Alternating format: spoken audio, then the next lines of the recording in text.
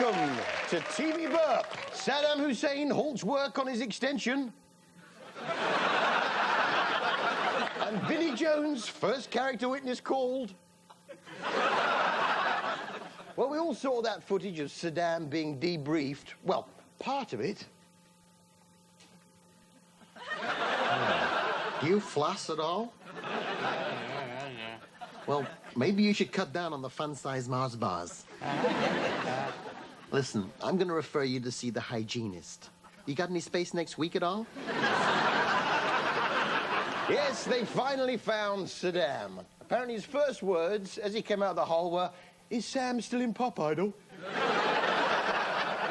There he was in a hole in the ground, but it turns out the Yanks weren't the first on the scene. Oh, dear, lovey. We have let ourselves go, haven't we? Oh, lovely. Haven't you got a Hoover? Oh, there's really no excuse, is there? I mean, look at this extractor fan, lovey. Filthy, caked on brown. What you need, a little bit of white wine vinegar, lovey, and a dry cloth. A little bit of that on there. Do you see, lovey? Do you see how it cuts through the grime, lovey? Come here, you goody bit of scarce.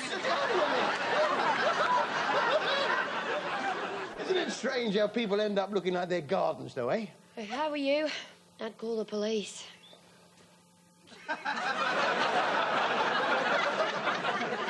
The Big Read finished on BBC Two, and Lord of the Rings won most popular book, which made me think, oh, maybe I'll buy that.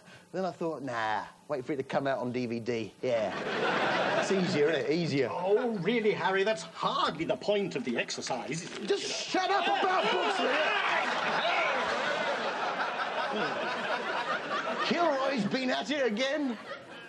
You were charged with the attempted murder of your father? I wasn't. I see. He comes from a council estate. So he's not good enough for your daughter? Who? They call you intolerant because you object to prostitutes having sex on your front doorstep? No, they don't.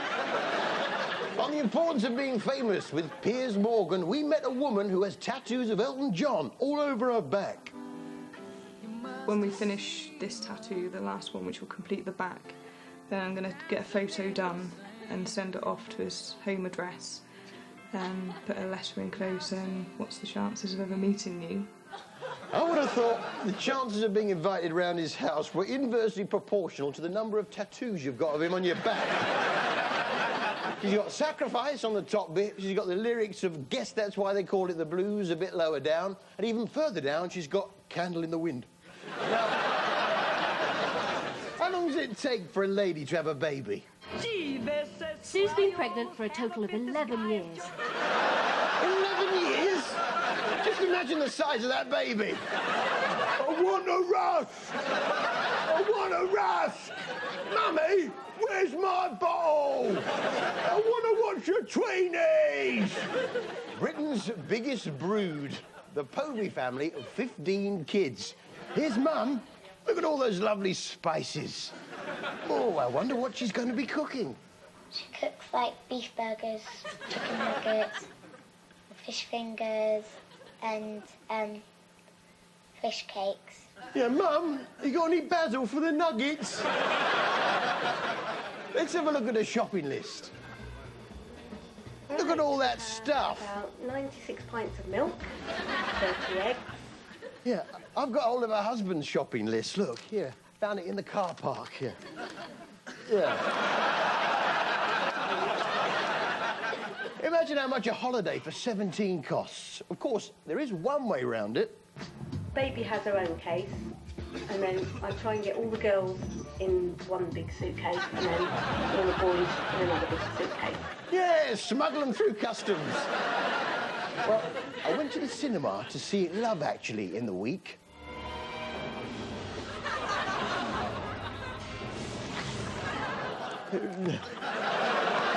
I can feel it in my fingers. I feel it in my toes.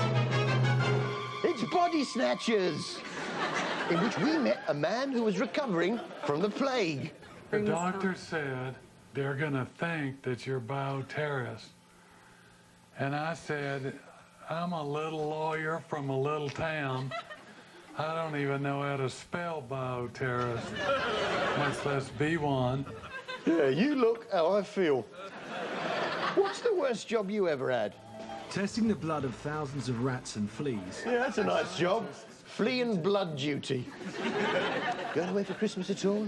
Anything nice planned? Who do you think's going to win Pop Idol? I was most surprised to see Sam go out. Need anything for the weekend at all? Wait a minute. I recognise that bloke. Going away for Christmas at all? Anything nice planned? Who do you think's going to win Pop Idol? I always think if you're a rat, it's important to keep up with what diseases you might carry. So if there's a new notice, you should waste no time in reading it. Oh, there's a new notice. I must read it to find out what I might have. Oh, let's have a look. Where is it? Oh, plague. That doesn't sound good. But you know, there's an even worse disease out there. Worse even than the plague. Londoner Mark Corson has just become another victim of the most successful parasite ever. There was something really wrong, or something nasty in my body. Mick Jagger disease. Isn't me or a baby's learning to speak that much earlier these days? Hello, gorgeous. Do you want to help me decorate the Christmas tree? Yes. It's Emmerdale, and there's a new thief on the block. I said you'd only be a minute. That was about half an hour ago. There's a horse going round stealing stuff. We've managed to get some footage of the horse thief in action. Give me all the sugar lumps you've got, or I'll start running round the shop. We're right out of sugar lumps. We're expecting a delivery tomorrow. I'm warning you! All right. Oh, all right. Nice horse. Here. In the bag! In the bag! In the bag! What's the best way to describe David Dickinson? Big flash that smells of leather. And the other big story on Emmerdale? No, I'm afraid the vet's on calls all day. Oh, a sick pig. I see. Sick pig on Emmerdale! Sick pig on Emmerdale! Mr. Smith is at Ridge Farm, and he says the pig's getting worse. It's getting worse. It's getting worse. Let's have a look at it then. Oh, hello, Mr. Smith.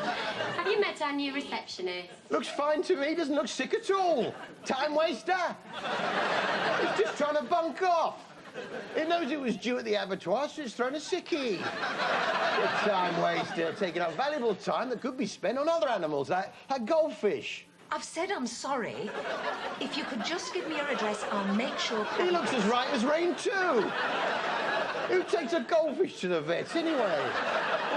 They're either dead or alive, aren't they? Maybe a brief spell where he's swimming about near the top on his side. That's basically when you should be calling the priest. Well, the rule of thumb with goldfish is upright, fine, on its side of the top, dying, on its side of the bottom, dead. Swimming about like that, well, that's a goldfish in tip-top A1 condition. Maybe he's brought the goldfish in to be put down. Maybe it's turned nasty. They can't give you much of a bite, but they can stare at you, can't they? Make you feel uneasy.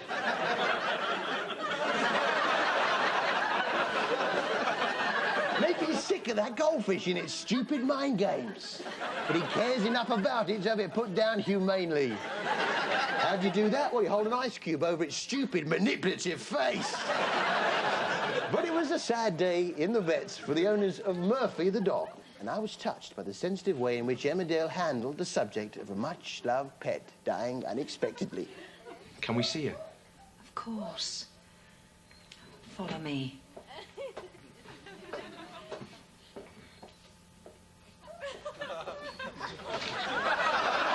Yeah, it's in the freezer next to chicken nuggets, right? Yeah, you can take it for cremation, but you'll have to thaw him out first. Yeah. 4 minutes on defrost in the microwave, or leave him on the radiator for half an hour. Yeah. You know, I have the greatest respect for the clergy, you know. Take this bishop, very clever man. He can balance 2 marbles on his head.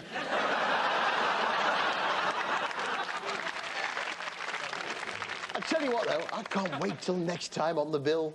Next time on the bill. What's up? Oh, I've got a cramp. Very exciting. Cramp.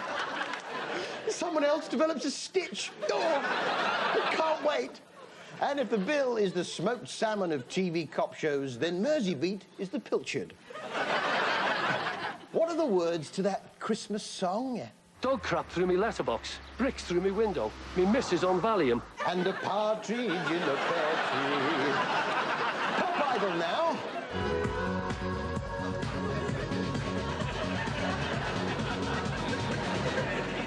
It was an uneasy moment for Foxy this weekend. Dec only meant it as a joke, but poor Foxy was clearly worried. Now, the first time the judges outnumber the contestants, so maybe it's time we voted one of them off. What do you think?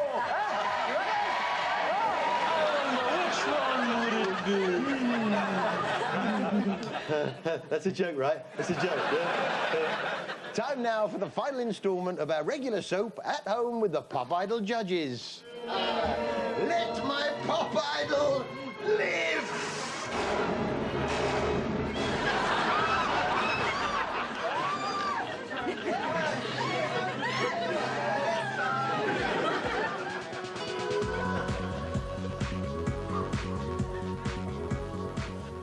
Brendan, what do you want from us? I want you to be my daddy.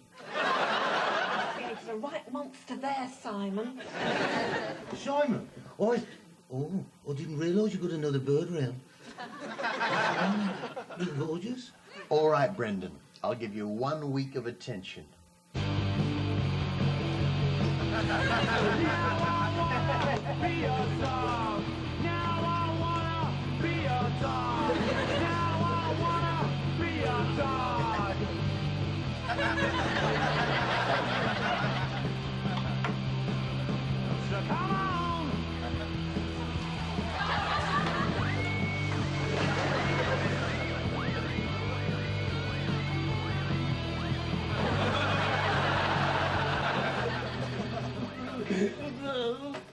Foxy, what's wrong?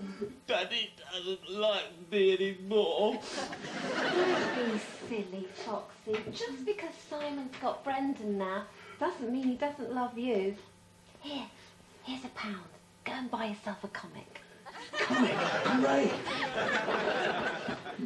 Just try it one more time. That was more like karaoke. You're in big trouble this week. Very good. You know, Brendan, you've taught me over this last week that people can be different. That we should celebrate those differences. It's those little differences that make us all special.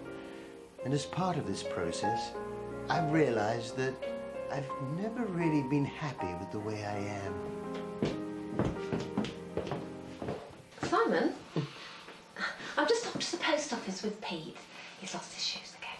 Nikki, Yes, Simon? I want a sex change.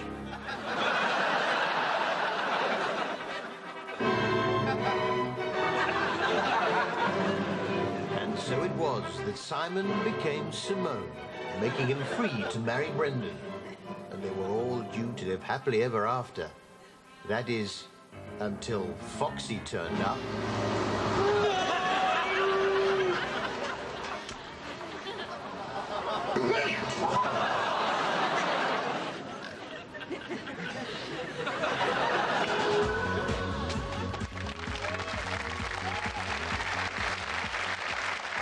Well, at this time of year, it's the occasion where a chubby man with a beard makes a rare appearance. But who is better, Father Christmas or Saddam Hussein? There's only one way to find out. Fight! Go on, Santa! Go on!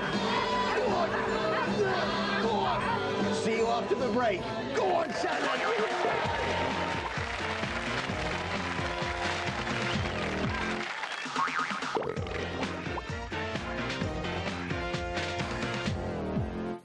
You went round to Hugh Fernley Whittingstone's for lunch, and he served you a whole horse? Welcome back. News just in. Cheeky girls meet up with agent to plan the year ahead. Saddam's wife gets to keep the whole. And a bit of a mix-up as Prince Charles turns up to the wrong event. He went to Sprouts Personality of the Year. And isn't it strange how people end up not looking like the thing they're standing next to?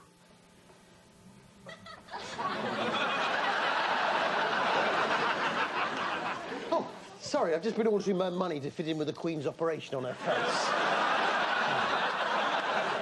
Understanding future wars now on Discovery's Civilization, which gives us an insight into how wars will be conducted in the future. His mechanical cohorts, in various stages of development, look a little like, well, a lot like mini battle tanks. Yeah, I can see that. Or free-ranging farm equipment. Yeah, I can see that. Or washing machines run amok. Not sure, not sure. It's just like a washing machine if it had wheels, an engine and a gun on top.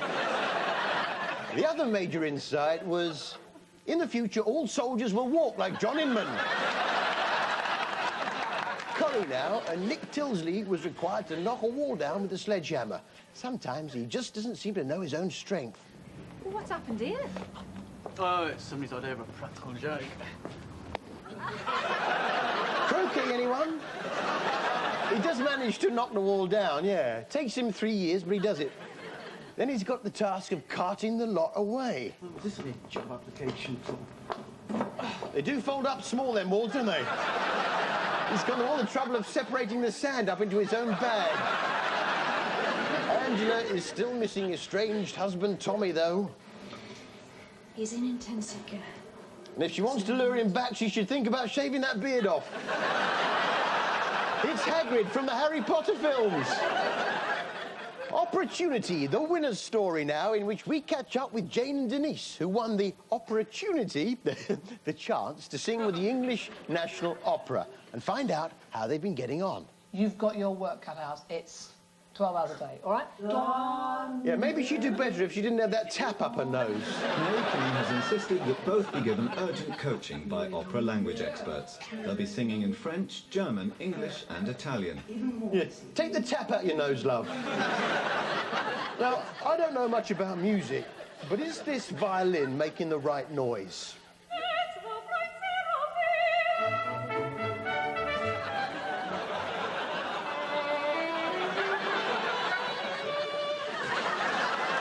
I think there may be a bit of bad news in store for her voice coach, though. There's someone waiting to speak to her.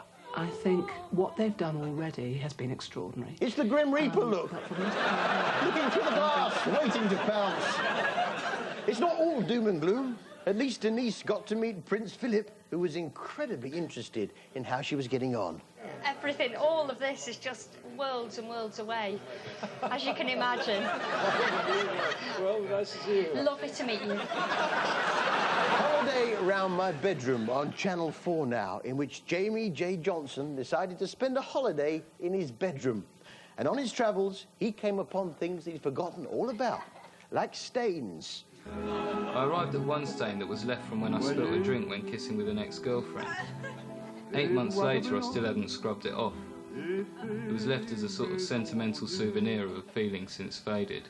Yeah, I wouldn't want to share a flat with him. A red wine stain? No, it's a nostalgic souvenir of a feeling long since faded. Yeah, just clean it up, would you? After that, it's your turn to empty the bins. The bins? No. You mean the sentimental memento of a long-lost emotion. Yeah, we haven't got any bog roll either. He then took to looking out the window at passers-by. I went to my window and, feeling I really was on holiday, began waving to passers-by. Some of the strangers waved back, seemingly happy to take a holiday from London's usual rush-hour coldness. Some ignored me, 2 people told me not to jump, and 1 person told me to F off. Yeah, sorry about that, Jamie. EastEnders now, and not everyone takes kindly to carol singers. Those carol singers are doing some sort of concert in the square.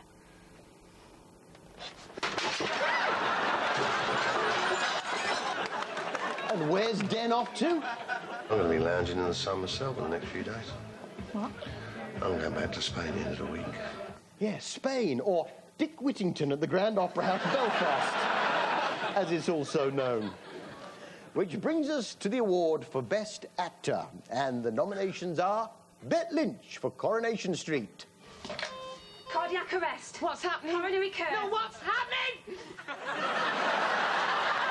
Fred Elliott, also for Coronation Street. See you then. And Marlon from Emmerdale. Hello? Hello? Maybe I'm 90. Into bed, you gorgeous, delectable, mesmerising, tantalising creature. I'm persona non grata to every living thing. Do I look like I care? I only moved in here because there was nowhere else to go. You call yourselves a family, eh? I'd rather live in a ditch. And the award goes to Marlon from Emmerdale. Well, unfortunately, Marlon cannot be with us tonight, but he has sent this special message. I'll still love you. Moo! Of course, there is another great actor called Marlon. And so, I come to you, Don Corleone, for justice. Honest, Sarah, you didn't want me as a friend. I can't recall the last time you invited me round to your house. Instead, you come to me on my daughter's wedding and ask me to commit murder for money. You're a civil servant, but it burns when you do wee-wee.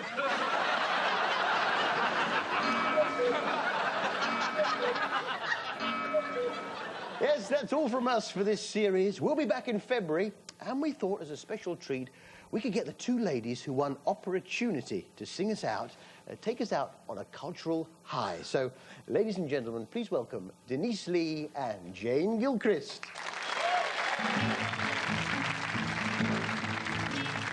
We are the cheeky girls, we are the cheeky girls. You are the cheeky boys, you are the cheeky boys. We are the cheeky girls, we are the cheeky girls. You are the cheeky boys, you are the cheeky boys.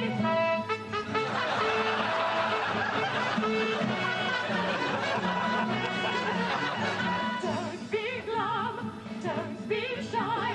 Touch my bum, this is life.